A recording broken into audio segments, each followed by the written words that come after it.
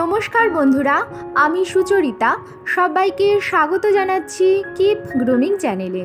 বন্ধুরা, আশা করছি সবাই ভালো আছেন এবং সুস্থ আছেন। সামনেই আসতে চলেছে জ্যৈষ্ঠ মাস, আর জ্যৈষ্ঠ মাসের প্রত্যেক মঙ্গলবারে হয়ে থাকে মা মঙ্গলচণ্ডীর ব্রত। বলে রাখি বন্ধুরা, বৈশাখ মাসেও মা মঙ্গলচণ্ডীর পুজো হয়ে থাকে।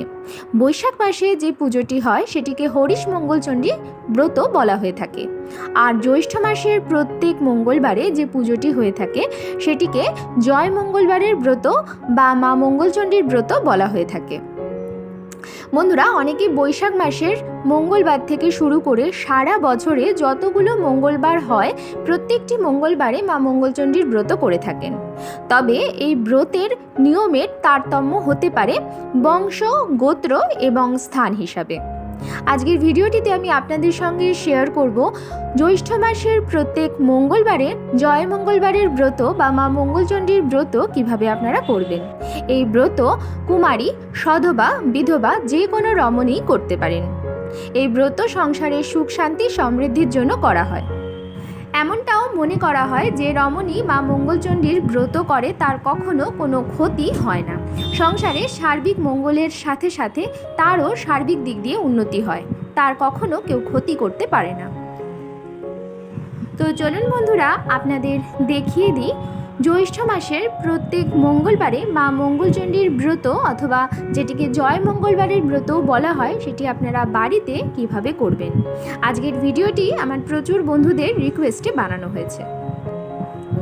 স্নান সেরে শুদ্ধ বস্ত্রে ঠাকুর ঘরে চলে এসেই প্রথমে করে নেব আচমন। ওম নমো বিষ্ণু, নমো বিষ্ণু, নমো বিষ্ণু।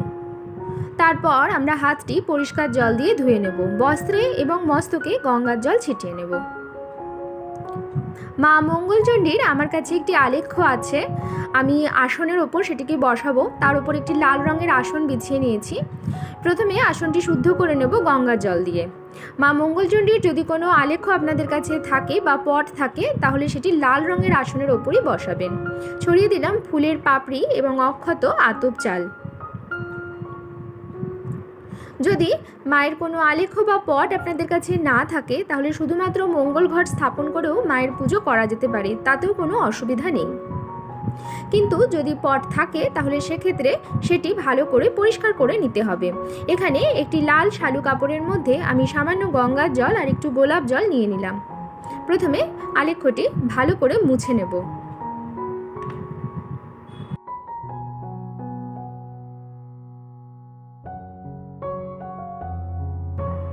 মাকে সিঁদুরের ফোঁটা পরিয়ে দিচ্ছি। মার বাহনেও সিঁদুরের ফোঁটা পরিয়ে দিচ্ছি। মাকে একটি নতুন লাল রঙের ওড়না পরিয়ে দিচ্ছি।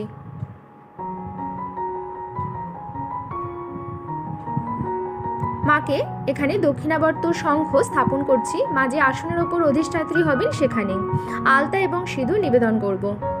আজকের পুজোতে আমাদের লাগবে লাল চন্দন। এখানে আমি লাল চন্দন বেটে নিচ্ছি। তবে পুজোতে সাদা চন্দনও লাগবে। সাদা চন্দন আমি আগে বেটে সরিয়ে রেখেছি। মা মঙ্গলচণ্ডীর পুজোর আগে অবশ্যই শিব ঠাকুরের পুজো এবং গণেশ ঠাকুরের পুজো করে নিতে হবে। সমস্ত ফুল আর মালা সমস্ত কিছুর মধ্যে লাল চন্দন মাখিয়ে নিলাম।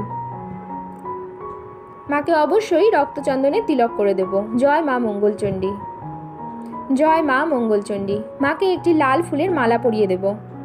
এখানে আমি এবার একটি প্রদীপ ধরিয়ে নিচ্ছি এবং ধরিয়ে নেব 3টি ধূপকাঠি। মাকে আসন দেওয়ার পরে অবশ্যই একটু ধূপকাঠি আর প্রদীপ দিয়ে আরতি করে নেব। জয় মা মঙ্গলচণ্ডী।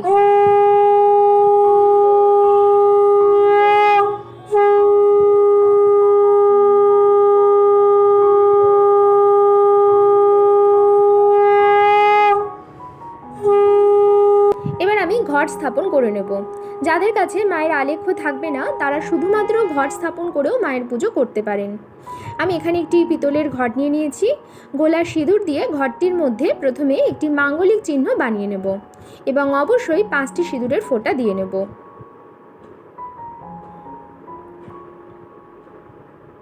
পানের পাতার মধ্যেও আমি 3টি সিঁদুরের ফোঁটা দিয়ে নিচ্ছি। 5টি অথবা 7টি আম পাতা যুক্ত একটি নিখুঁত আম্রপল্লব নিয়ে নেব এবং প্রত্যেকটি পাতার মধ্যে তেল সিঁদুরের ফোঁটা দিয়ে নেব। মা মঙ্গলচণ্ডীর ঘট কলা বা সশিস ডাব দিয়ে পাতা যেতে পারে। আজকে আমি কলা দিয়ে ঘরটি পাতব। কলার মধ্যেও 3টি সিঁদুরের ফোঁটা দিয়ে নিলাম।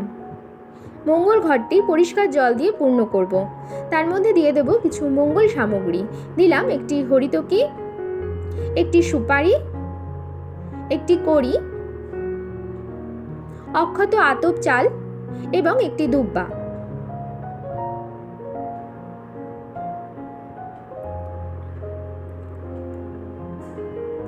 পান এবং কলার বোটাটি যেন অবশ্যই মাঙ্গলিক চিহ্ন বরাবর থাকে। এখানে আমি দিয়ে দিচ্ছি একটুখানি ধান, এটি গঙ্গা মাটি নিয়ে নিয়েছি, তার উপর দিলাম দুব্বা। ধান এবং দুব্বা দিয়ে মায়ের ঘট পাতবো।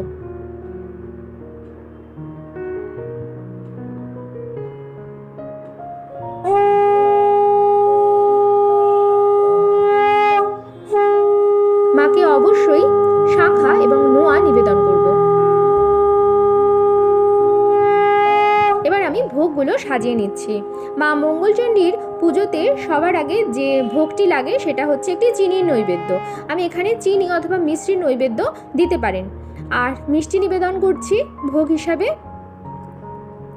পান করার জন্য জল নিবেদন করছি। এই পুজোতে আম, কাঁঠাল, লিচু ইত্যাদি গরমের যে সমস্ত ফল হয়, কাঁঠাল ইত্যাদি দিয়ে মায়ের পুজো করা হয়। আমি আজকে যেটুকু জোগাড় করতে পেরেছি তার উপরই পূজাবিধিটি দেখাচ্ছি। এখানে আমি 3 প্রকারের গোটা ফল নিবেদন করেছি। সমস্ত কিছুর মধ্যে ফুলের পাপড়ি অবশ্যই দিয়ে নেব। আরেকটি লাগে চালের নৈবেদ্য। চাল, কলা এবং বাতাসা দিয়ে আরও একটি নৈবেদ্য বানাচ্ছি।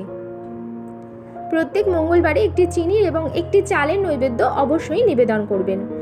মা মঙ্গলচণ্ডীর ব্রত অনেকে শুধুমাত্র জ্যৈষ্ঠ মাসের একটি মঙ্গলবারে করে থাকেন, অনেকে প্রথম এবং শেষ মঙ্গলবারে করে থাকেন, অনেকে প্রত্যেকটি মঙ্গলবারে করেন। পুজোর আগে প্রথমেই গণেশ ঠাকুরের পুজো করে নেব। ওম গণ গণপতায় নমঃ। দুব্বা নিবেদন করছি। ওম গণ গণপতায় নমঃ। গণেশ ঠাকুরকে একটু ধূপকাঠি এবং প্রদীপ দিয়ে আরতি করে নেব।